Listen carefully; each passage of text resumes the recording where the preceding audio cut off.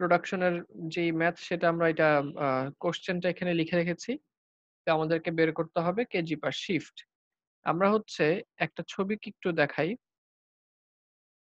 এই ডায়াগ্রামটা আমরা আগে থেকেই পরিচিত। এখন আবার এটা নিয়ে একটুখানি কথা বলব। রোভিং ফ্রেমের ক্ষেত্রে প্রোডাকশন যখন আমরা বের করি, তখন আমরা আসলে এইটাকে ২ ভাবে বের করতে পারি। রোভিং ফ্রেমের ক্ষেত্রে যে প্রোডাকশন আসবে, এটাকে আমরা ২ ভাবে বের করতে পারি এবং এটাকে আমরা বলি হচ্ছে ডেলিভারি স্পিড প্রোডাকশনের। এটাকে আমরা বলি হচ্ছে ডেলিভারি স্পিড। তো ডেলিভারি স্পিডটাকে আমরা হচ্ছে ২ ভাবে বের করতে পারি। একটা হচ্ছে দেখো, আ এই রোলারটা কিন্তু ড্রাফটিং জোনের ফ্রন্ট রোলার। তো এই ড্রাফটিং জোনের ফ্রন্ট রোলারটা থেকে হচ্ছে আমাদের রুফিংটা কিন্তু বের হয়ে আসে এবং সেই রুফিংটাকে আমরা ফ্লায়ারের ভিতর দিয়ে নিয়ে যাই। তারপরে হচ্ছে প্রেসার আর্মের উপর দিয়ে নিয়ে এসে প্যাকেজ পর্যন্ত নিয়ে আসি।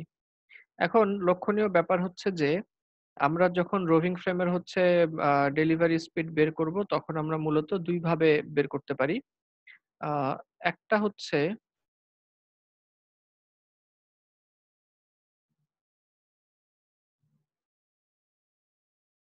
একটা ডেলিভারি স্পিড হচ্ছে আমরা বের করতে পারি কিভাবে? একটা ডেলিভারি স্পিড আমরা বের করতে পারি হচ্ছে যে এরকম যদি হয়, আমরা রোভিংটা কিন্তু ড্রাফটিং জোন থেকেই বের হয়ে আসে। তো ড্রাফটিং জোন থেকে বের হয়ে এসে তারপরেই তো প্যাকেজের মধ্যে যায়। তো একটা ডেলিভারি স্পিড বের হতে পারে যে হচ্ছে কত গতিতে রোভিং আমরা রোভিং ববিনের উপরে পেঁচায় ফেলি। অর্থাৎ রোভিংটা যে ড্রাফটিং জোন থেকে বের হয়ে প্যাকেজের মধ্যে পেঁচাচ্ছে, কত গতিতে পেঁচাচ্ছে। এটাকে আমরা বলি তখন ডেলিভারি স্পিড। ওই গতিটাকে অর্থাৎ ওয়াইন্ডিং এর গতিটাকে। রোভিং কত গতিতে প্যাকেজের গায়ে পেঁচাচ্ছে সেই ওয়াইন্ডিং এর গতিটাকে আমরা হচ্ছে বলি ডেলিভারি স্পিড। তো এই ডেলিভারি স্পিডটাকে আমরা কিভাবে বের করতে পারি? ডেলিভারি স্পিড বের করার জন্য একটা ফর্মুলা আমরা এখানে লিখে রেখেছি। সেটা হচ্ছে এইখানে।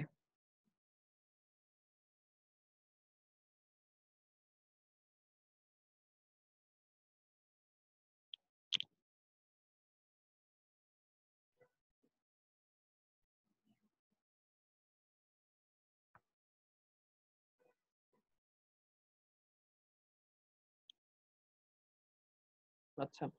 তো ডেলিভারি স্পিডটাকে দেখো আমরা লিখে রেখেছি। Delivery speed flyer RPM by TPI. এটাই হচ্ছে আমাদের রোভিং ফ্রেমের ফর্মুলা। যে ফ্লায়ার আরপিএম কে যদি আমরা টিপিআই দিয়ে ভাগ করি তাহলে যেই জিনিসটা আমরা পাবো, যেই মানটা সেটাই হবে ডেলিভারি স্পিড। তবে এখানে একটা জিনিস হচ্ছে বলে নেওয়া প্রয়োজন, সেটা হচ্ছে ডেলিভারি স্পিডের ইউনিট কি হবে? ডেলিভারি স্পিডের ইউনিটটা হবে সবসময় লেংথ পার ইউনিট টাইম। অর্থাৎ একটা একক পরিমাণ সময়ের মধ্যে কি পরিমাণ কি লেংথের ম্যাটেরিয়াল জমা হচ্ছে সেটাকেই আমরা বলি হচ্ছে ডেলিভারি স্পিড। অর্থাৎ ওরকমই কিছু একটা ইউনিট হবে যে লেংথ পার ইউনিট টাইম। একক সময়ে কতটুকু লেংথের ম্যাটেরিয়াল বের হয়ে আসলো অথবা কত একক সময়ে কতটুকু লেংথের ম্যাটেরিয়াল আমরা ডেলিভারিতে পাচ্ছি। ওটাকেই বলা হচ্ছে ডেলিভারি স্পিড। তাহলে ডেলিভারি স্পিডের ফর্মুলা দাঁড়াচ্ছে ফ্লায়ার আরপিএম বাই টিপিআই। এখন ফ্লায়ার আরপিএম মানে কি? ফ্লায়ার আরপিএম মানে হচ্ছে ফ্লায়ার কত রোটেশন পার মিনিটে ঘুরে। টিপিআই মানে হচ্ছে টুইস্ট পার ইঞ্চ। অর্থাৎ উপরে চলে গেল হচ্ছে আরপিএম রোটেশন পার মিনিট আর নিচে চলে আসলো হচ্ছে টুইস্ট পার ইঞ্চ। তো এটা দিয়ে ফ্লায়ার আরপিএম কে টিপিআই দিয়ে ভাগ করলে আমরা ডেলিভারি স্পিডটা পেয়ে যাব। এখন ইউনিট কি হবে? আমি আগেই বলেছি যে delivery speed indicates length per unit time. তাহলে এখন তুমি চিন্তা করে দেখো, এই ফ্লায়ার আরপিএম এবং টিপিআই তে কি টাইমের কোনো কথা বলা আছে? টাইমের কোনো ইঙ্গিত আছে কি? হ্যাঁ, অবশ্যই ইঙ্গিত আছে। সেটা কোথায়? সেটা হচ্ছে রোটেশন পার মিনিট এই শব্দটার মধ্যে। যেমন আমাদের এখানে দেয়া আছে ১২০০ রোটেশন পার মিনিটে ফ্লায়ার চলছে। তার মানে ১ মিনিটে ১২০০। তাহলে এই যে মিনিট কথাটা কিন্তু পাওয়া গেল। তাহলে টাইমের ইউনিট হচ্ছে মিনিট। আর লেংথ এর একটা দরকার। লেংথ এরও কিন্তু একটা ইউনিট আছে। টুইস্ট পার ইঞ্চ টিপিআই। তাহলে টিপিআই এর মধ্যে ইঞ্চ জিনিসটা লুকানো আছে, ইঞ্চ। তাহলে লেংথ এর ইউনিট পাওয়া গেল ইঞ্চ এবং টাইমের ইউনিট পাওয়া গেল হচ্ছে মিনিট। তাহলে ফ্লায়ার আরপিএম বাই টিপিআই এই ২ টাকে যদি আমি ভাগ দিই তাহলে আমি পাবো হচ্ছে ইঞ্চ পার মিনিট। কিভাবে? কারণ হচ্ছে যে কোনো ডেলিভারি স্পিডের ইউনিটই হবে হচ্ছে লেংথ পার ইউনিট টাইম। আমি শুধু এখান থেকে বেছে নিয়েছি যে ফ্লায়ার আরপিএম এবং টিপিআই এই ২ জিনিসের মধ্যে ইউনিটের টাইম কোনটা আছে আর হচ্ছে লেংথের টাইম কোনটা আছে। এটাকে আমরা বের করে তখন আমরা বলতে পারি যে ডেলিভারি স্পিড এখানে ইঞ্চ পার মিনিট। তো ইঞ্চ পার মিনিটে যখন হচ্ছে বের হয়ে আসলো, আ তার মানে আমি যদি ১২০০ কে এই যে এখানে ১২০০ ফ্লায়ার আরপিএম বাই টিপিআই, এই যে ফ্লায়ার আরপিএম বসায় দিলাম ১২০০ আর টিপিআই হচ্ছে 1.1। তাহলে যখন আমি ১২০০ কে 1.1 দিয়ে ভাগ দিলাম তখন কিন্তু আমার এটা ইউনিট চলে যাচ্ছে ইঞ্চ পার মিনিট। যেহেতু 1.1 টিপিআই এখানে ইঞ্চ শব্দটা আছে, লেংথের ইউনিট আর স্যার আরপিএম এর মধ্যে হচ্ছে টাইমের ইউনিট আছে যেটা হচ্ছে মিনিট। তাহলে এটা হয়ে গেল ইঞ্চ পার মিনিট। এখন আমরা হচ্ছে আ এর আগের দিন এর আগের দিন না, যখন আমরা হচ্ছে কমবারের ম্যাথ করি, কমবারের ম্যাথ যখন করি আমরা তখন হচ্ছে ৩ টা লাইন লিখে দিয়েছিলাম। আগের খাতায় থেকে হচ্ছে ওই ৩ টা লাইন বের করে নিবা। ওই ৩ টা লাইনের ফর্ম ফলো করলেই চলবে। ৩ টা লাইনের মধ্যে ১ম লাইন ছিল এটা। আ ৩ লাইন, এটা শব্দটা অপরিচিত লাগলে তোমরা হচ্ছে পুরান লেকচার দেখে বের করে নিও। আগের দিনে ল্যাব ফরমার ম্যাথ করেছি আমরা ওইভাবে। ক্লাসেও লিখে দেয়া হয়েছিল। আচ্ছা, তো হচ্ছে ৩ টা লাইনের মধ্যে ১ম লাইনটা ছিল এরকম যে লেংথের আ আ হচ্ছে প্রোডাকশনের লেংথের ইউনিট, কাউন্টের লেংথের ইউনিটের সাথে মিলাতে হবে। এটা ছিল ১ম লাইন। তো প্রোডাকশনের লেংথের ইউনিট ১২০০ কে 1.1 দিয়ে যদি আমি ভাগ করি, তখন প্রোডাকশনের লেংথের ইউনিট থাকে হচ্ছে আ তোমার ইঞ্চ। যেহেতু টিপিআই এর ভ্যালুটা ইঞ্চে, টুইস্ট পার ইঞ্চ। তো ইঞ্চ পার মিনিট। তো লেংথের ইউনিট হচ্ছে এখানে ইঞ্চ।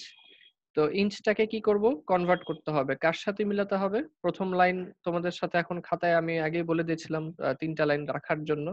যারা রেখেছো তারা দেখো লেখা আছে যে প্রোডাকশনের লেংথের ইউনিট মিলাতে হবে কাউন্টের লেংথের ইউনিটের সাথে। কাউন্ট এখানে আছে হচ্ছে এনই। আর এনই সিস্টেমে আমরা জানি যে লেংথের ইউনিট হচ্ছে ইয়ার্ডস।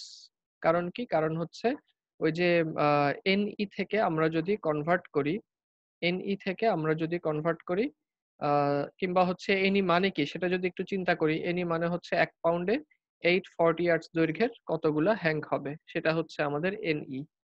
তো তার মানে টাইমের ইউনিট এখানে হচ্ছে ইয়ার্ডস পাওয়া যাবে। ঠিক আছে? তাহলে ইঞ্চে থাকলে চলবে না। আমাদের ১২০০ কে 1.1 দিয়ে ভাগ দিলে যে ইউনিট ছিল ইঞ্চ, সেই ইঞ্চে থাকলে চলবে না, ইয়ার্ডস এ চলে যেতে হবে। কেন? কারণ হচ্ছে কাউন্টের লেংথের ইউনিট হচ্ছে ইয়ার্ডস। ইয়ার্ডস এ যাওয়ার জন্য ৩৬ দিয়ে ভাগ দিলাম।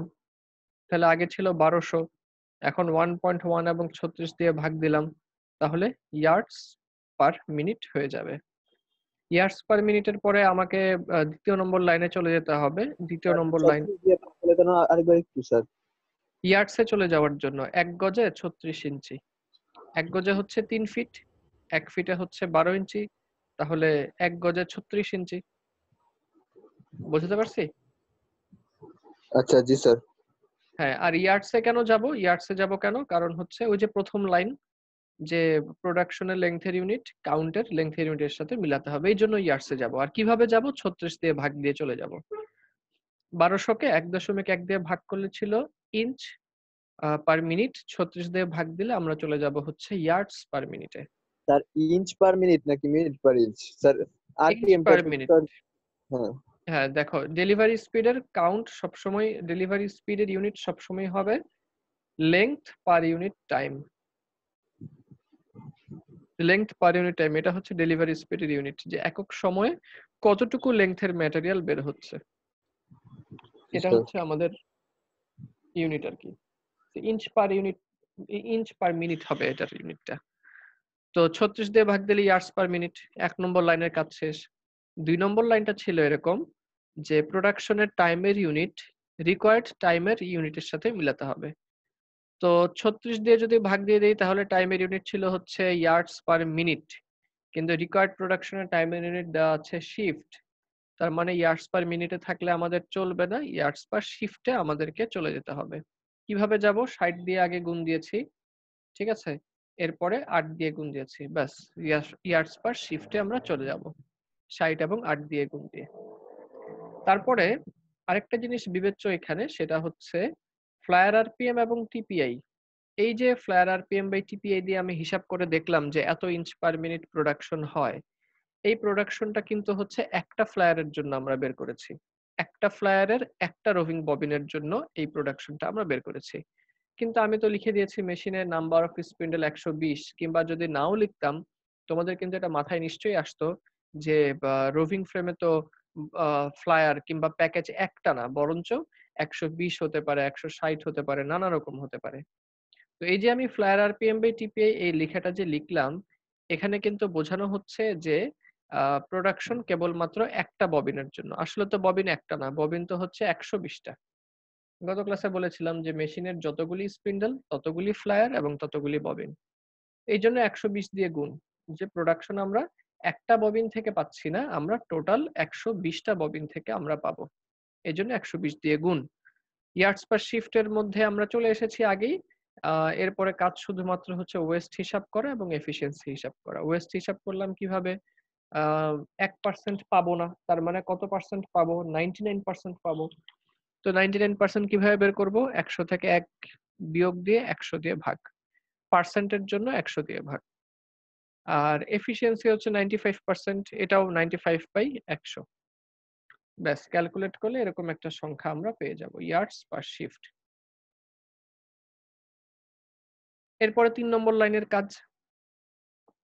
৩ নম্বর লাইনের কাজ কি? ৩ নম্বর লাইনের কাজ হচ্ছে যে এই ৩ নম্বর লাইনের কাজ হচ্ছে যে আমরা আ ৩ নম্বর লাইনের কাজ হচ্ছে যে প্রোডাকশনটা তো লেংথ এর ইউনিটে ছিল, ইয়ার্ডস পার শিফট। কিন্তু আমাকে প্রোডাকশন বের করতে হবে ওয়েট এর ইউনিটে, কেজি পার শিফটে বের করতে হবে। ঠিক আছে? তো এই ইয়ার্ডস পার শিফট থেকে এখন কেজি পার শিফটে যেতে হবে। ৩ নাম্বার লাইন ছিল লেংথ এর ইউনিট থেকে যদি আমরা ওয়েট এর ইউনিটে যেতে চাই। লেংথ এর ইউনিট থেকে যদি আমরা ওয়েট এর ইউনিটে কনভার্ট করতে চাই আমাদের কাউন্ট এর সাহায্য লাগবে। এটা ছিল আমাদের ৩ নম্বর লাইন। তো আমরা তো লেংথ এর ইউনিটে বের করে আসছি ইয়ার্ডস পার শিফট। যেতে হবে ওয়েট এর ইউনিটে কেজি পার শিফটে। এখন কি করা যায়? করব যেটা সেটা হচ্ছে কাউন্ট এর সাহায্য নেব। কাউন্ট এর সাহায্য নেওয়ার উপায় কি? আমি আগে লিখেছি যে given roving count is 1.2 NE that means এর মানে হচ্ছে 1.2 NE মানে কি? এর মানে হচ্ছে আমরা যদি এই রোভিংটার ১ পাউন্ড নেই তাহলে ১.২ ইনটু 840 ইয়ার্ডস এর রোভিং আমরা টোটাল এখান থেকে বের করতে পারবো। যদি আমরা বলি কোনো একটা ইয়ার্নের কাউন্ট 30 NE তার মানে হচ্ছে এই ইয়ার্নটা যদি আমরা ১ পাউন্ড নেই তাহলে এই ১ পাউন্ড নিয়ে 30 ইনটু 840 ইয়ার্ডস এর ইয়ার্ন আমরা পাবো। ঠিক তেমনি বলা হচ্ছে 1.2 NE এর মানে হচ্ছে যদি আমরা এটার ১ পাউন্ড নেই তাহলে ১.২ ইনটু ৪৮ গজ রোভিং আমরা পাবো। এই কথাটাই লিখে রেখেছি। এই যে এই কথাটাই লেখা যে ১.২ ইনটু 840 ইয়ার্ডস এর ওয়েট হচ্ছে ১ পাউন্ড। একটু উল্টিয়ে লেখা। যেহেতু আমাকে ওয়েট বের করতে হবে সেহেতু ওয়েটটাকে ডান দিকে রেখেছি। এটাই আমাদের ঐকিক নিয়মের ছোটবেলার নিয়ম। তো ১.২ ইনটু ৮৪০ গজে যদি ১ পাউন্ড হয়, ১ গজে কত পাউন্ড? আর এই যে এক শিফটে আমি যে প্রোডাকশনটা করেছিলাম 1641600 এত ইয়ার্ডসে কত পাউন্ড? ব্যাস পাউন্ড বের হয়ে যাবে। আর যেহেতু আমাকে বের করতে বলা হয়েছে কেজিতে আমি 2.2046 দিয়ে ভাগ দিয়ে দিয়েছি। কেজিতে চলে আসছে। কোন সমস্যা থাকলে বলো, সমস্যা যদি না থাকে তাহলে নিজেরা এটাকে একটু তুলে ফেলো। এটা একটু খাতায় তুলে নাও। এটা একটু খাতায় তুলে ফেলো। আমি তোমাদেরকে ২-৩ মিনিট সময় দিচ্ছি। কোয়েশ্চেনটাও খাতায় তুলে ফেলো। অ্যান্সারটাও খাতায় তুলে রাখো। খাতা কলম কি আছে সাথে? জি স্যার আছে। হ্যাঁ, হ্যাঁ, তাহলে একটু তুলে ফেলো।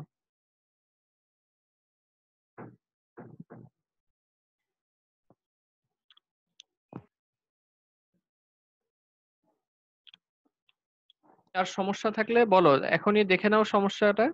যে এই যে বিশেষ করে ১২৬০, ১২০, ৮ প্রত্যেকটা আইটেম কেন লিখলাম আমরা? তো এই জিনিসটা একটু দেখে নাও। তোমাদেরকে ২ মিনিট সময় দিচ্ছি আমি তুলে নেওয়ার জন্য।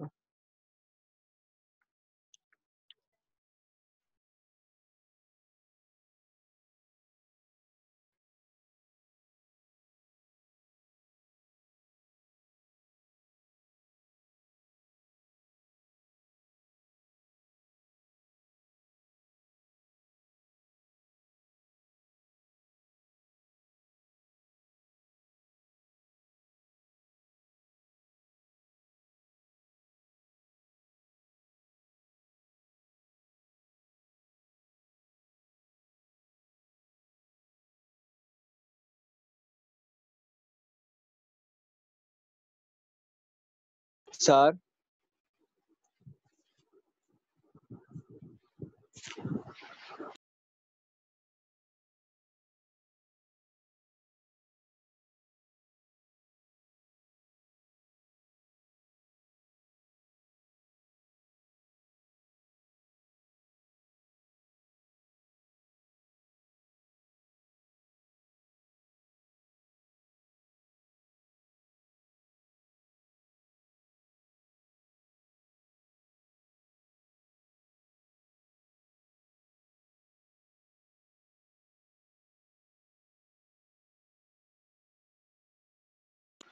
জি বলো।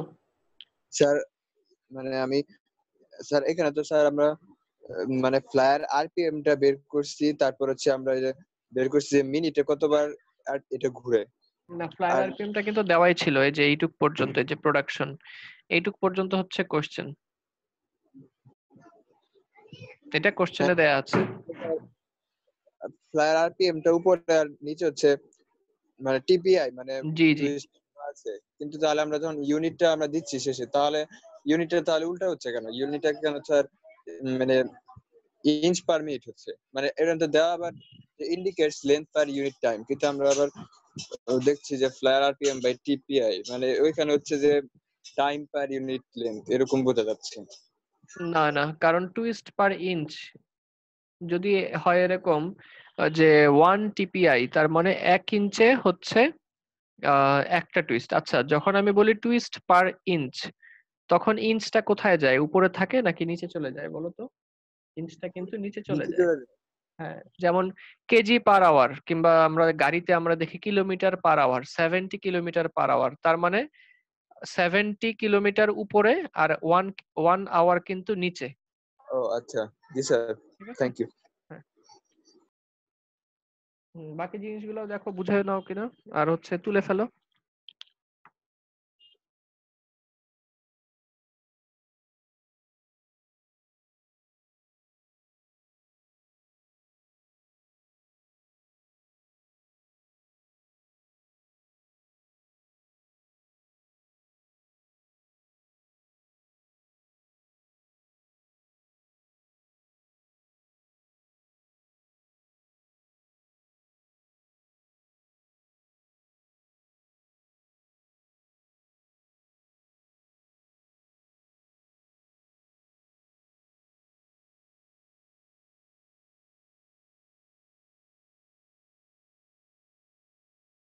স্যার আপনি মানে মিউট করেছেন স্যার, শোনা যাচ্ছে না।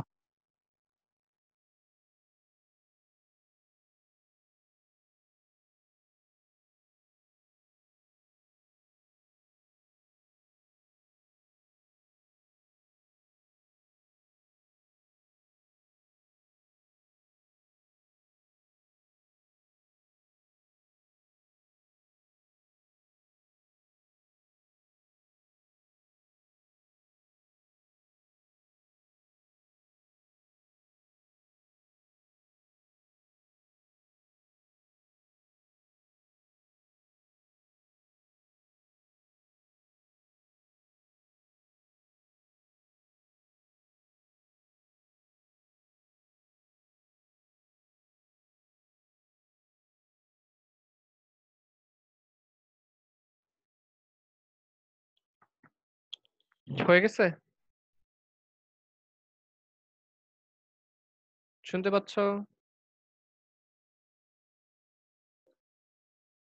স্যার একটু মাঝ বরাবর রাখেন স্যার, দেখি। হুম, তুলে নাও তাড়াতাড়ি, বেশ 4-5 মিনিট হয়ে গেছে। কোনোটা না বুঝলে আমাকে বলো।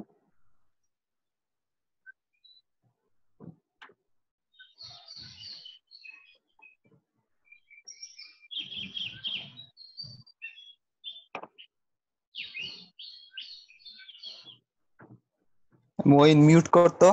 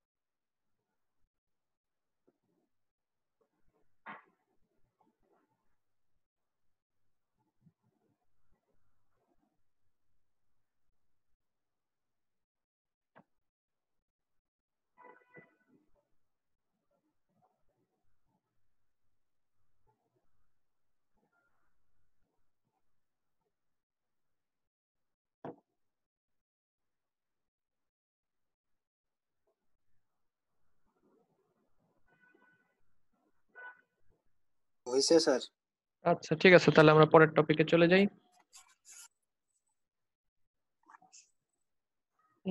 চ্যাপ্টারটা আমাদের তাহলে আপাতত রোভিং ফ্রেম এইটুকুই। রোভিং ফ্রেম ব্যাস, আমরা পরের চ্যাপ্টারে চলে যাব। সেটা হচ্ছে রোভিং ফ্রেমের অবশ্য আরেকটা ম্যাথ বাকি আছে।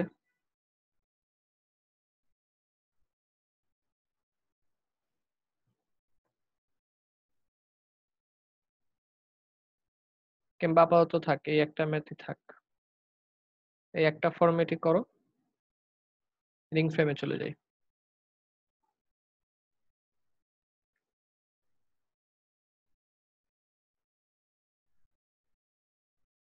রোভিং ফ্রেমে তো আমরা হচ্ছে রোভিং বানায় ছেড়ে দিলাম।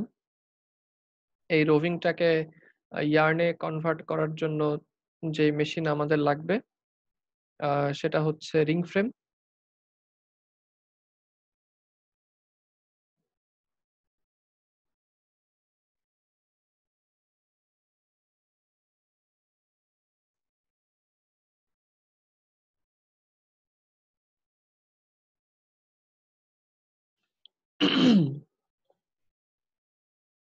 আমরা এর আগে যখন রোভিং ফ্রেম করি তখন এটা আমাদের আলোচনায় ছিল যে আহ, আমাদের রোভিং ফ্রেমটাকে আমরা কেন ব্যবহার করি। আমরা তখন হচ্ছে রোভিং ফ্রেমের কিছু সীমাবদ্ধতা নিয়ে কথা বলেছিলাম। এছাড়া আমরা এটাও আমাদের আলোচনার মধ্যে ছিল যে আমাদের যেই বর্তমান সেটআপ, এই সেটআপ অনুযায়ী স্লাইভারকে আমরা হচ্ছে কনভার্ট করতে পারি না রিং ফ্রেমে, যে একটা মাত্র মেশিন ব্যবহার করেই স্লাইভারটাকে কিন্তু আমরা ইয়ার্নে কনভার্ট করতে পারি না। যার ফলে আমরা যেটা করি যে আমরা এই কাজটাকে দুই ভাগে ভাগ করি। একবার হচ্ছে আমরা স্লাইভার থেকে নিয়ে আসি রোভিং এ, আরেকবার হচ্ছে আমরা রোভিংটাকে ইয়ার্নে কনভার্ট করি। তো এই রোভিংকে ইয়ার্নে কনভার্ট করার জন্যই হচ্ছে যেই মেশিন, সেটাই হচ্ছে আমাদের রিং ফ্রেম।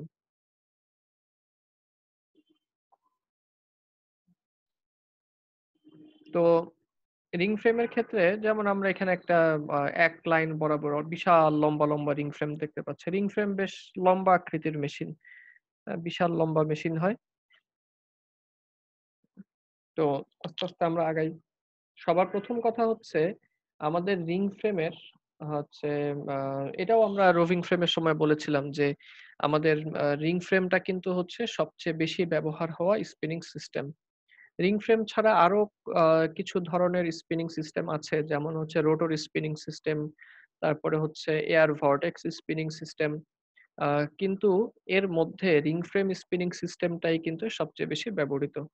আমরা এটাও বলেছিলাম যে রিং স্পিনিং সিস্টেমের অনেক সীমাবদ্ধতা, মেশিন বেশি লাগে, তারপরে হচ্ছে প্রোডাকশন রেট অনেক কম।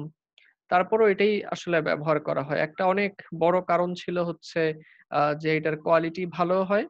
কোয়ালিটি ভালো বলতে স্ট্রেংথটা বেটার অন্যান্যগুলির চাইতে, এবং একই সাথে হচ্ছে এটা তোমার কাউন্ট রেঞ্জটা খুবই ভালো।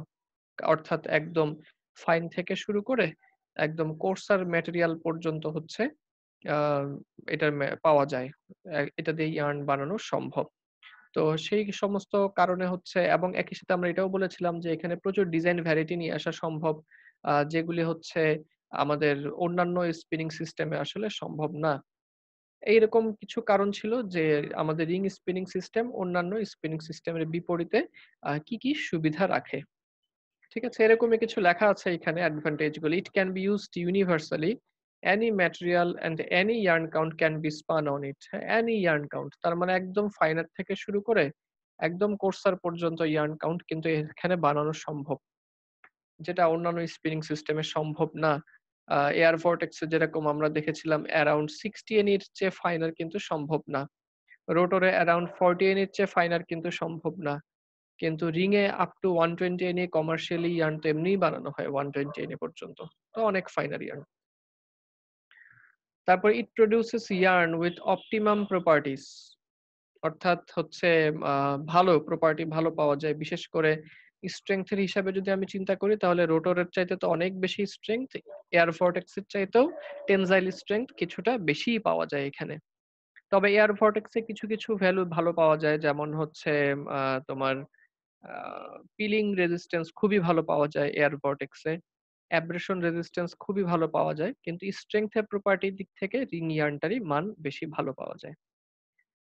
ইট is uncomplicated and easy to control. মেশিনটার হচ্ছে তোমার আ যেটা হচ্ছে সেটআপ বা হচ্ছে ওয়ার্কিং প্রিন্সিপালটা খুবই সহজ রিং ফ্রেমের ক্ষেত্রে। এবং আরেকটা জিনিস যেটা সেটা হচ্ছে আমাদের রিং ফ্রেমের ইতিহাস প্রায় ২০০ বছরের পুরান। তো মানুষ এটার সাথে খুব বেশি ব্যবহার করেছে, এটার উপরে খুব বেশি গবেষণা হয়েছে। তো এটার সাথে মানুষজন খুব ভালোভাবেই পরিচিত। এয়ার ভর্টেক্স এর কথা যদি বলো তাহলে আমাদের দেশে এয়ার ভর্টেক্স আসছে খুব বেশি দিন হয় নাই। ১০ বছর হবে হয়তো। তো সুতরাং এয়ার ভর্টেক্স এর সাথে আমরা আসলে খুব একটা পরিচিত না। এই দিক থেকে চিন্তা করলে রিং স্পিনিং এর সাথে আমরা শুরু থেকেই পরিচিত। আমি জানি না ব্রিটিশ আমলে বাংলাদেশী স্পিনিং মিল ছিল কিনা? যদি থেকে থাকে তাহলে দেখা যাবে সেই সময় থেকেই হচ্ছে আমাদের সাথে এটার পরিচয় ছিল। এই মোটামুটি হচ্ছে বেশ কিছু সুবিধা আমাদের রিং স্পিনিং সিস্টেমে আছে। এটা নিয়ে আগেও আমরা কথা বলেছিলাম। আরেকটা যেটা আরেকটা জিনিস এখানে আমি তুলে ধরেছি সেটা হচ্ছে কস্ট স্ট্রাকচার। আমরা যখন একটা স্পিনিং এ মিলে হচ্ছে শর্ট স্টেপল ইয়ার্ন বানাই তখন কিন্তু আ একটা কার্ডেড ইয়ার্ন তৈরি করার জন্য আমাদের এই সেকশন গুলা লাগে। আমাদের একটা ব্লো রুম সেকশন লাগবে। তারপরে হচ্ছে কার্ডিং সেকশন লাগবে। তারপরে হচ্ছে ড্রয়িং সেকশন লাগবে অর্থাৎ ড্র ফ্রেম। তারপরে হচ্ছে রোভিং সেকশন লাগবে আর একটা রিং সেকশন লাগবে। এবং যদি আমরা হিসাব করি খরচ কোথায় বেশি তাহলে কিন্তু আ যদি আমরা সেকশন হিসাব করি তাহলে খরচ সবচেয়ে বেশি হচ্ছে রিং স্পিনিং সেকশনে। এখানে আমাদের মেশিনের পিছনে খরচ সবচেয়ে বেশি হয়। আর আমি যদি চিন্তা করি যে আমাদের কোথায় এই সুতা বানাতে গেলে কোথায় বেশি খরচ? মেশিনে নাকি হচ্ছে ফাইবারে? তাহলে উত্তরটা হবে কিন্তু ফাইবার। ফাইবারের পিছনে খরচ সবচেয়ে বেশি পড়ে একটা ইয়ার্নের যখন আমরা বানাতে চাই। অর্থাৎ একটা ইয়ার্ন যদি হয় $৩ তাহলে সেই $৩ কে যদি আমরা 100% হিসাব করি, দেখা যায় কি 50-60% এই খরচ হচ্ছে ফাইবারের পিছনে চলে যায়। কারণ মেশিনগুলা তো হচ্ছে আ ফিক্সড খরচ এগুলা। ঠিক আছে? কারণ তুমি একবার মেশিন কিনলে এটা বহু বছর তুমি সার্ভিস পাচ্ছ। তোমার ল্যান্ড প্রপার্টি কিংবা শেড এগুলার খরচ কিন্তু এককালীন। তুমি একবার বানালে এখান থেকে বহু তুমি হচ্ছে সার্ভিস পাচ্ছ। কিন্তু ফাইবারের খরচটা হচ্ছে মূল ইয়ার্ন বানানোর পিছনে। আর এখানে হচ্ছে সেকশন ওয়াইজ খরচ বিচার করা হইছে যে কোন সেকশনে কত খরচ। দেখা যাবে সবচেয়ে বেশি খরচ হয় রিং স্পিনিং সিস্টেমে। সরি রিং স্পিনিং সেকশনে। কারণ রোভিং ফ্রেম, ড্র ফ্রেমে তো মেশিন খুবই অল্প থাকে ড্র ফ্রেমে। কিন্তু কোয়ালিটির হিসাব করলে কিন্তু ড্র ফ্রেমের প্রভাবই সবচেয়ে বেশি। ইয়ার্নের কোয়ালিটির মধ্যে ড্র ফ্রেমের প্রভাব সবচেয়ে বেশি। হ্যাঁ, ব্লোরুমও অনেক আছে। আ কিন্তু আমি যদি বলি ইভেন্টনেস এর ভিত্তিতে তখন হচ্ছে ড্র ফ্রেম। যাই হোক সব মিলায় রিং সেকশনের পিছনে সবচেয়ে বেশি খরচ হয়। এরপর আমরা মূল আলোচনায় চলে আসি যে আমাদের রিং ফ্রেমে কি কাজ হতে পারে? আমাদের রিং ফ্রেমে মূলত ঠিক রোভিং ফ্রেমের মধ্যেই। এখানে আমার হচ্ছে ড্রাফটিং হবে, এখানে আমার হচ্ছে টুইস্টিং হবে, এখানে আমার ওয়াইন্ডিং হবে। ড্রাফটিং কেন? কারণ হচ্ছে রোভিং থেকে যদি আমি ইয়ার্ন এ কনভার্ট করতে চাই আমাকে তো চিকন করাই লাগবে। সুতরাং ড্রাফট করতেই হবে। তারপরে হচ্ছে টুইস্টিং কেন? ইয়ার্নের মধ্যে টুইস্ট না দিয়ে তো কোনই উপায় নেই এবং এখানে কোন ধরনের স্লাইড টুইস্ট কিন্তু দেওয়া যাবে না ইয়ার্নের মধ্যে।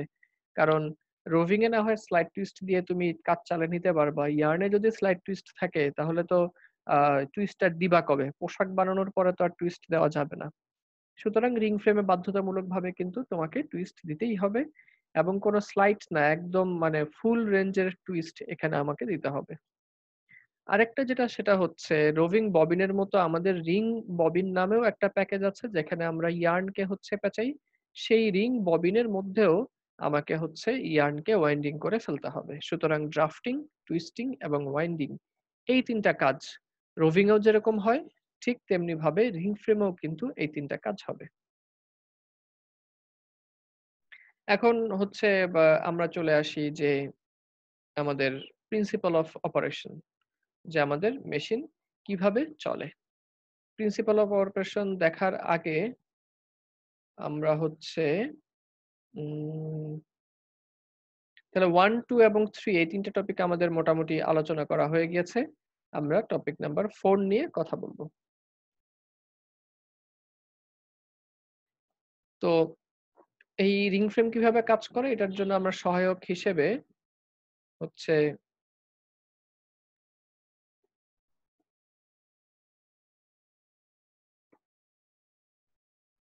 একটু ভিডিও দেখে নেই।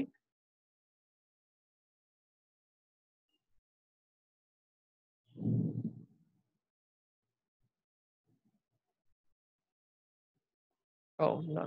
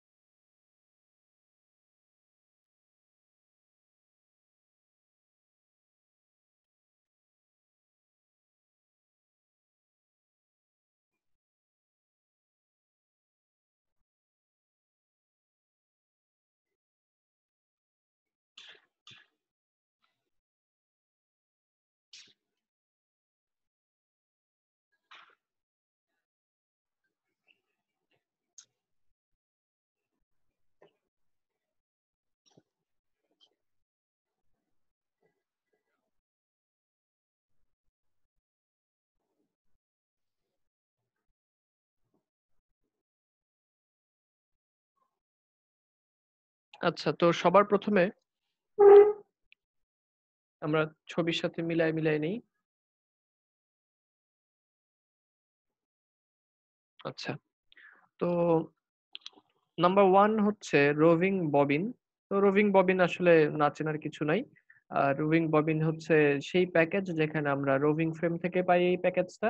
এটা এই প্যাকেজের মধ্যে রোভিং পেঁচানো থাকে। তো এই রোভিং ববিনটাই হচ্ছে আমার এখানে ফিড ম্যাটেরিয়াল। এবং আরেকটা জিনিস দেখার বিষয় হচ্ছে এখানে কিন্তু আমাদের রোভিং ববিনগুলি হচ্ছে মাথার উপরে থাকে।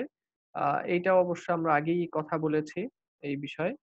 হুম? যেমন এই যে মাথার উপরে, এখানে অবশ্য রোভিং ববিন দেখা যাচ্ছে না। এর আগে তো আমরা ছবিতেও দেখেছি যে রোভিং ববিন গুলা হচ্ছে আলাদা কোনো ফ্লোর স্পেস তারা দখল করে না। তারা বসানো থাকে হচ্ছে মাথার উপরে। এই যে এখানে প্রচুর আ রিং ফ্রেমের উপরে রোভিং ববিন। অর্থাৎ ফিট প্যাকেজ গুলি কোন ধরনের ফ্লোর স্পেস দখল করে না। তারা হচ্ছে মেশিনের যে স্পেস ছিল ওইটাই ব্যবহার করে। তো ফিট প্যাকেজ গুলি মাথার উপরে রোভিং ববিন। আর ফিট প্যাকেজের মধ্যে রোভিং পেঁচানো থাকে। এটাই দিয়ে ২ নম্বর রোভিং বোঝানো হচ্ছে। ৩ নম্বর হচ্ছে ববিন হোল্ডার। এই যে রোভিং ববিনগুলি যে মাথার উপরে রাখা, তো মাথার উপরে এগুলি কিভাবে রাখা? ধরে রাখার জন্য এই যে এখানে এক গাদার ববিন হোল্ডার ব্যবহার করা হয়। এগুলো তোমরা নিশ্চয়ই দেখতে পাচ্ছ। এগুলো হচ্ছে একেকটা ববিন হোল্ডার। ১ টা, ২ টা, ৩ টা, ৪ টা, ৫ টা, ৬ টা। এই মেশিনে ৬ টা। এটা তো ল্যাপ টাইপ মেশিন। এই কারণে হচ্ছে এখানে ৬ টা হচ্ছে রোভিং ববিন ফিট দেওয়া যায়। আমাদের হচ্ছে কমার্শিয়াল মেশিনে কিন্তু এটা ১০০০, ১২০০, ১৮০০ হতে পারে। হ্যাঁ? তো এগুলো ল্যাপ টাইপ মেশিন এই কারণে খুবই কম। তো এই ববিন হোল্ডারের মধ্যে হচ্ছে তোমার এই পেঁচানো হবে এই প্যাকেজগুলিকে রোভিং ববিনগুলিকে রেখে দেয়া হয়। তো কিভাবে রেখে দেয়া হয়? খেয়াল করে দেখো যেমন এই যে ডান দিকের একটা প্যাকেজকে আমি বেছে নেই। প্রত্যেকটা ববিন হোল্ডারের নিচের দিকে এখানে একটা স্টেইনলেস স্টিল বা আমাদের প্লাস্টিকও হতে পারে। স্টেইনলেস স্টিলের একটা হচ্ছে অংশ থাকে যে এই পোরশনটা এটাকে বলা হয় হচ্ছে রিং। এটাকে বলা হয় হচ্ছে রিং।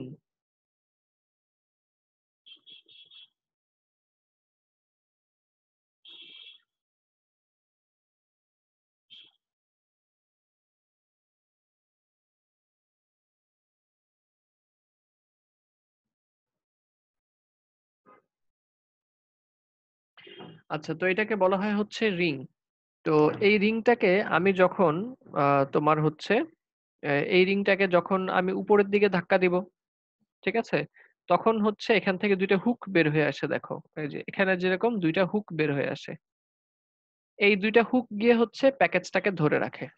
এই ২ পাশ থেকে ২ টা হুক বের হয়ে প্যাকেজটাকে ধরে রাখে। আবার যখন রিংটাকে উপরের দিকে ধাক্কা দেব তখন আবার এই হুক ২ টা ভিতরে চলে যাবে। যেমন এই যে এখান থেকে বাম থেকে ৩ নম্বরটাতে যদি খেয়াল করো, হ্যাঁ? তাহলে হচ্ছে এই ৩ নম্বরটার মধ্যে দেখা যাবে কি? যে কোন হুক দেখা যাচ্ছে না। তো যখন হুক বের হয়ে থাকে এই অবস্থায় এটা সে প্যাকেজকে ধরে রাখতে পারে, আর যখন হুক ভিতরে চলে যায় তখন সে প্যাকেজটাকে ছেড়ে দেয়। এটাকে আমরা এখন দেখব।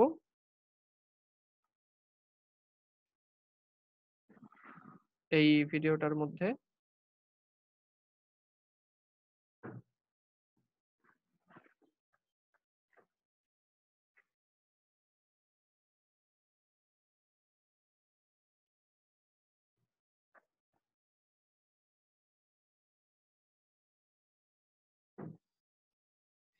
যে ভদ্রলোকের হাতে একটা রোভিং ববিন আছে।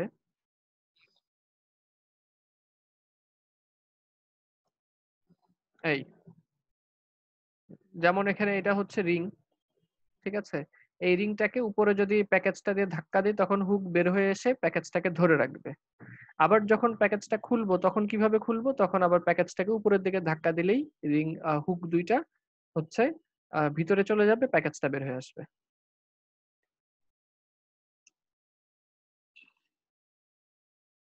এটা এখন ঝুলে আছে, কেন ঝুলে আছে? কারণ ওই যে এখানে আমরা যেরকম দেখেছি রিংটাকে উপরের দিকে ধাক্কা দেওয়ার কারণে হচ্ছে এই হুক দুইটা বের হয়ে আসে এবং প্যাকেজটাকে ধরে রেখেছে। এই হচ্ছে আমাদের ববিন হোল্ডারের কাজ। অর্থাৎ ববিন হোল্ডারের কাজ হচ্ছে রোভিং ববিন যেটা, এই রোভিং ববিনটাকে আমাদের ধরে রাখাটাই হচ্ছে ববিন হোল্ডারের কাজ।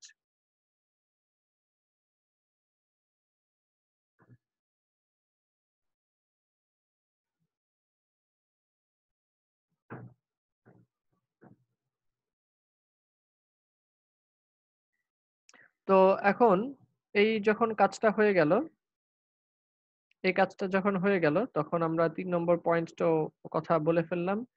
আমরা পরবর্তী পয়েন্টে চলে যাই। আচ্ছা, ৩ হয়ে গেছে আমাদের ববিন হোল্ডার। আমরা দেখেছি ববিন হোল্ডার কিভাবে কাজ করে। একটা রিং আছে, রিংকে ধাক্কা দিলে হুক বের হয়ে আসে অথবা ভিতরে চলে যায়।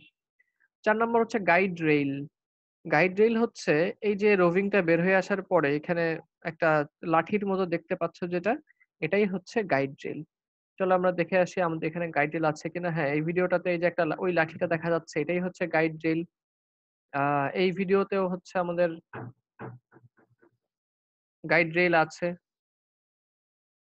উম, এই যে এই লাঠিটা হচ্ছে গাইড রেল।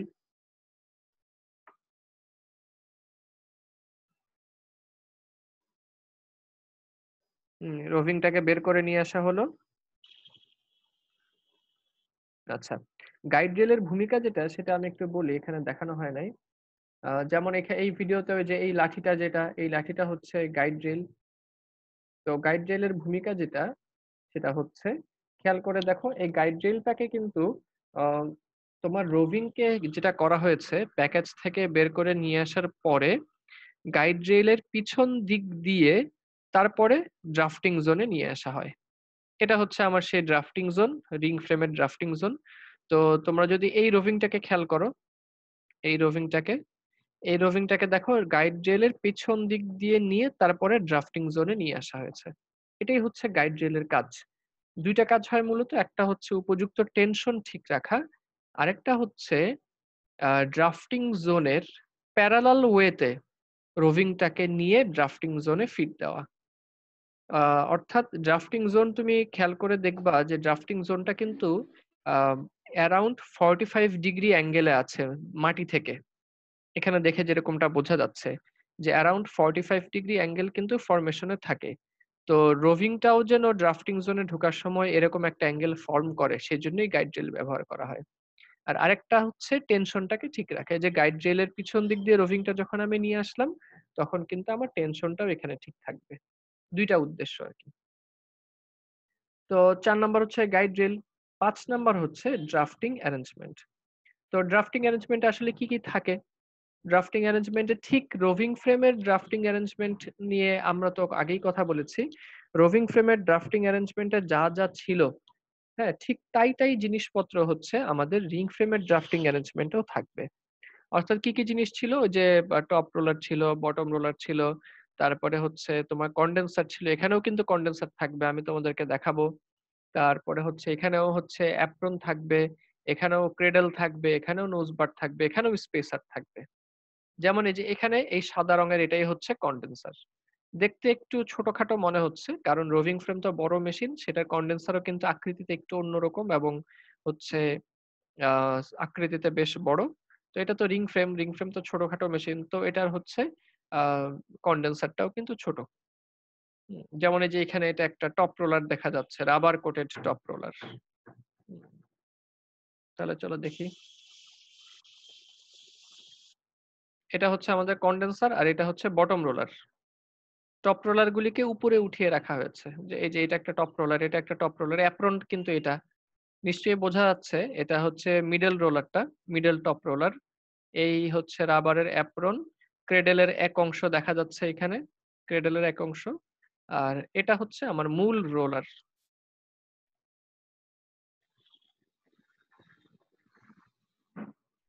এই যে এখানেও তোমার হচ্ছে অ্যাপ্রন দেখা যাচ্ছে। এটাও আরেকটা অ্যাপ্রন। ক্রেডেল দেখা যাচ্ছে একটুখানি। এটা বটম অ্যাপ্রন। এই যে বাম পাশের এটা বটম অ্যাপ্রন। এটা বটম অ্যাপ্রন।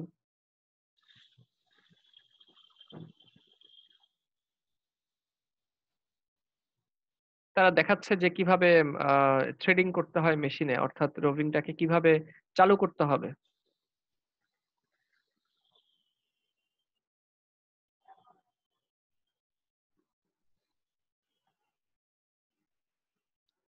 হুম, চাপ দিয়ে হচ্ছে টপ আর্মটাকে নিচে নামিয়ে দেওয়া হলো।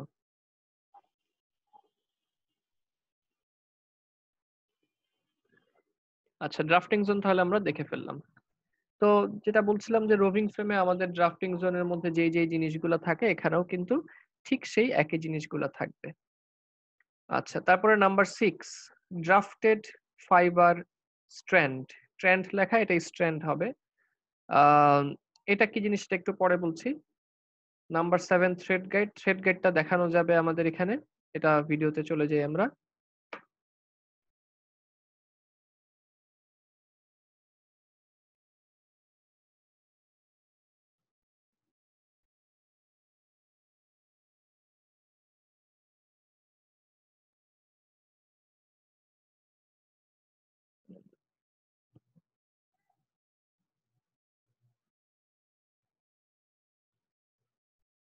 আচ্ছা, এখানে খেয়াল করে দেখো, তোমার 3টা টপ আর্ম ছিল এবং প্রত্যেকটা টপ আর্মে কিন্তু 2টা করে টপ রোলার। 2টা টপ রোলার, 2টা টপ রোলার, 2টা টপ রোলার। তাহলে একটা টপ আর্মে 2টা টপ রোলার, তাহলে 3টা টপ আর্মে কিন্তু 6টা টপ রোলার। ঠিক আছে। আর বটম রোলার কিন্তু স্ট্রেট থাকে, একদম মেশিনের এই মাথা থেকে ওই মাথা পর্যন্ত একটাই বটম রোলার। তার মানে বটম রোলার এবং টপ রোলার, রোভিং এবং রিং ফ্রেমে এই দুইটা জিনিস একটু দেখতে অন্যরকম। বটম রোলার হচ্ছে মেশিনের এক মাথা থেকে আরেক মাথা পর্যন্ত সিম্পল একটা শ্যাফট, ওইটাই একটা বটম রোলার। তো তিনটা, এটা যেহেতু 3/3 ড্রাফটিং জোন, তো 3টা বটম রোলার। টপ রোলার কিন্তু দেখা যাচ্ছে আসলে একটা না, বরঞ্চ একটা টপ আর্মে একটা ডাম্বেল শেপ রোলারের দুই পাশে 2টা হচ্ছে রোলার থাকে। একটা ডাম্বেল, এই যে মাঝখানে একটা ডাম্বেল, ডাম্বেলের দুই পাশে হচ্ছে 2টা টপ রোলার থাকে। তাহলে একটা টপ আর্মের মধ্যে 2টা টপ রোলার থাকতে পারে, 2টা টপ রোলারের জোন থাকতে পারে। আর হচ্ছে তোমরা এই যে যে কালো রঙের বেল্ট দেখতে পাচ্ছ, এটাই হচ্ছে বটম অ্যাপ্রন। আমি তোমাদেরকে গত ক্লাসে আগের ক্লাসে রোভিং ফ্রেমের যখন ড্রাফটিং জোন পড়েছে তখন বলেছিলাম যে বটম রোলারের জন্য বটম অ্যাপ্রন। এগুলো হচ্ছে এক একটা বটম অ্যাপ্রন, কালো রং দিয়ে কালো রঙের বেল্ট গুলো এক একটা বটম অ্যাপ্রন। এবং তোমাদের মনে আছে নিশ্চয়ই যে হচ্ছে আমি বলেছিলাম নোজ বার থাকে বটম অ্যাপ্রনকে তোমার ইয়ে করার জন্য, বটম অ্যাপ্রনকে টেনশনে রাখার জন্য হচ্ছে নোজ বার থাকে। এখানে কিন্তু নোজ বার দেখানো হয়েছে, দেখতে পাচ্ছ কিনা আমি তোমাদেরকে দেখাই, যে এটা হচ্ছে নোজ বার। ঠিক আছে। এই নোজ বারের কারণেই কিন্তু এই যে এখানে যেই তোমার নাকের বোচা অংশের মতো দেখে মনে হচ্ছে, এটা হচ্ছে নোজ বার। এই নোজ বারের কারণেই বটম অ্যাপ্রনটা কিন্তু টেনশনে থাকে। আর টপ অ্যাপ্রনের জন্য তো তোমরা জানোই যে ক্রেডেল থাকে টেনশনিং ডিভাইস হিসেবে। আর বটম অ্যাপ্রনের জন্য থাকে হচ্ছে নোজ বার। আচ্ছা, যাই হোক, তো আমরা আবারও আলোচনায় ফিরে আসি।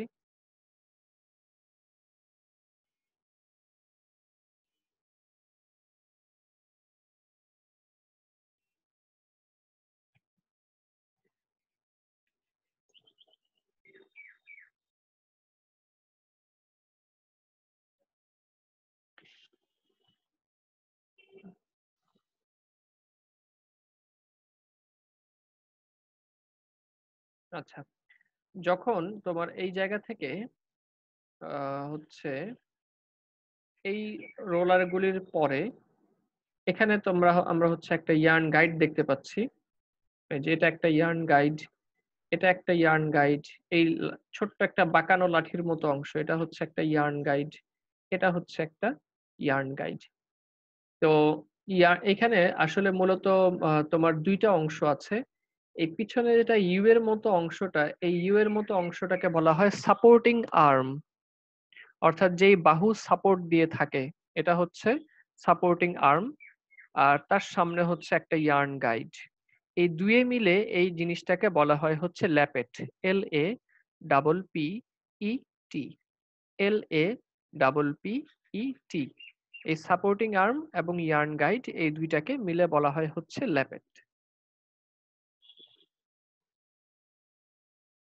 এখন তোমার হচ্ছে একটু আগেই আমরা দেখেছি যে ভদ্রলোক কিন্তু ড্রাফটিং জোনের ভিতরে রোভিংটাকে পরিয়ে রেখেছেন আগে থেকেই, ড্রাফটিং জোনের মধ্যে কিন্তু রোভিংটা রেডি।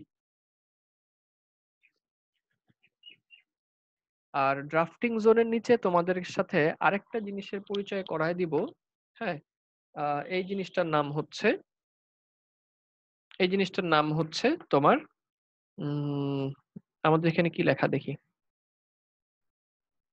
না আমাদের এখানে এটা দেওয়া হয় নাই, সমস্যা নেই, কিন্তু আমরা এটা বলে ফেলি। এটা হচ্ছে নিউমাফিল ডাক্ট, PNEUMAFIL, নিউমাফিল ডাক্ট, বা এটাকে সাকশন ডাক্টও বলতে পারি, SUCTION, suction, suction DUCT, suction duct আমরা বলতে পারি। সাকশন ডাক্টের একটা কাজ হচ্ছে, খেয়াল করে দেখো, সাকশন ডাক্টের এখানে কিন্তু ছিদ্র আছে, যেমন এখান দিয়ে একটা রোভিং বের হবে, এখানে একটা এই যে গোলাকৃতির একটা ছিদ্র, এখান দিয়ে একটা রোভিং বের হবে, এখানে আর একটা ছিদ্র দেখা যাচ্ছে, এরকম কিন্তু বেশ কয়েকটা ছিদ্র আছে এখানে। অর্থাৎ সাকশন ডাক্টের মধ্যে এরকম অনেকগুলি ছিদ্র আছে। এই যে এখানে একটা ছিদ্র, এখানে একটা ছিদ্র। তো প্রত্যেকটা রোভিং এর বরাবরই একটা একটা করে ছিদ্র থাকবে, এবং এই সাকশন ডাক্ট দিয়ে সব সময় এয়ার সাকশন হতে থাকে, অর্থাৎ বাতাসকে টেনে নিতে থাকে, এয়ার সাকশন হতে থাকে। উদ্দেশ্য হচ্ছে, এই এয়ার সাকশনের উদ্দেশ্য হচ্ছে, এরকম যদি হয় কোনো ইয়ার্ন ব্রেক করলো, মেশিন কিন্তু আমরা বন্ধ করব না। মেশিন যদি বন্ধ না করে তাহলে কিন্তু রোভিং বের হতেই থাকবে, হতেই থাকবে, হতেই থাকবে। ইয়ার্ন ছিঁড়ে গেল, তখন কিন্তু মেশিন চালুই থাকবে আর হচ্ছে রোভিং বের হতেই থাকবে। এই রোভিংটা তখন হবে কি, বাতাসে না ভেসে এটা হচ্ছে এই সাকশন ডাক্টের ভিতর দিয়ে সেন্ট্রালি আলাদা করে জমা হয়ে যাবে। অর্থাৎ যাতে করে কিনা হচ্ছে আমাদের রিং ফ্রেমের যেই ওয়েস্ট তৈরি হবে, ইয়ার্ন ব্রেক যদি করে তখন এই রোভিংটা আর মোটেও বাইরের দিকে ছড়াবে না, আশেপাশে বাতাসে ছড়াবে না, এটা হচ্ছে এই সাকশন ডাক্ট দিয়ে ঢুকে পড়বে এবং আলাদা মেশিনের একপাশে সেন্ট্রালি এটা জমা হয়ে যাবে। এজন্য এই সাকশন ডাক্ট ব্যবহার করা হয়, প্রত্যেকটা রিং ফ্রেমে এই সাকশন ডাক্ট অবশ্যই অবশ্যই থাকবে। এখানে যেমন এই যে নীল রঙের এটা দিয়ে সাকশন ডাক্ট বোঝানো হচ্ছে, আমাদের এই ভিডিওটার মধ্যেও আছে সাকশন ডাক্ট, এই যে এখানে।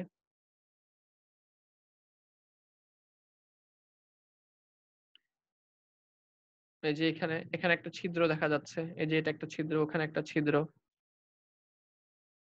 এগুলাই হচ্ছে সাকশন ডাক্ট। এই পুরা নালীটাকে, এই পাইপটাকেই বলা হয় সাকশন ডাক্ট।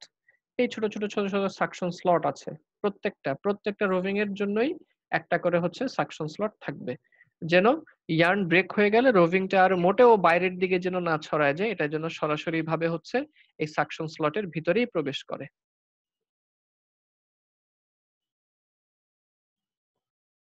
এই যে এরকম এখানে 6টাই রোভিং প্রসেস করার ব্যবস্থা আছে, সাকশন স্লটও কিন্তু 6টা, 1টা 2টা 3টা 4টা 5টা 6টা, 6টা এরকম ছোট ছিদ্র আছে এখানে।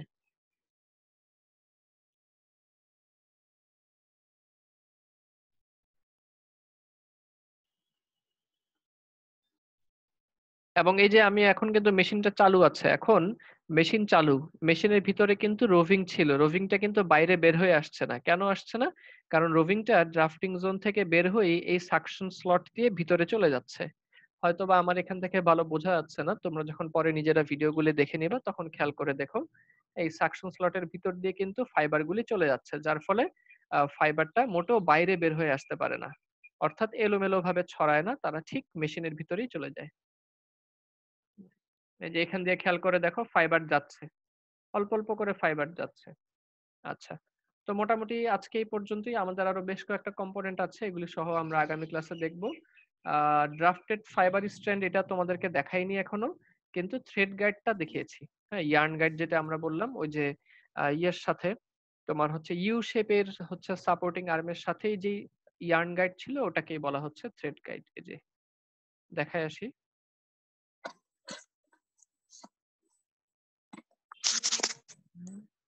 হ্যাঁ, যে এখানে যে গাইডটা দেখা যাচ্ছে, এখানে ছোট্ট একটা গাইড আছে, এটাই হচ্ছে আমাদের থ্রেড গাইড নাম্বার 7 এ যেটা।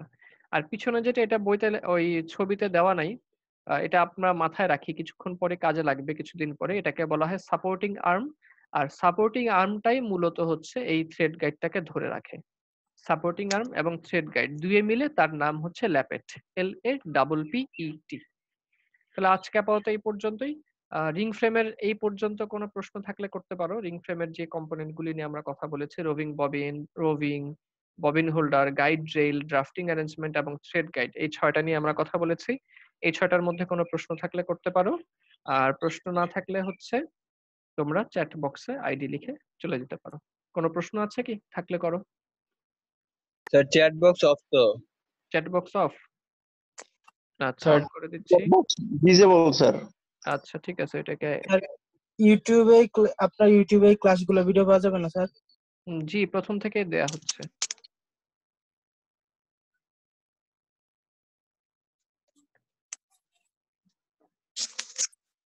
আর কোনো প্রশ্ন না থাকলে চ্যাট বক্সে সবাই আইডি লিখে তারপরে চলে যেতে পারো।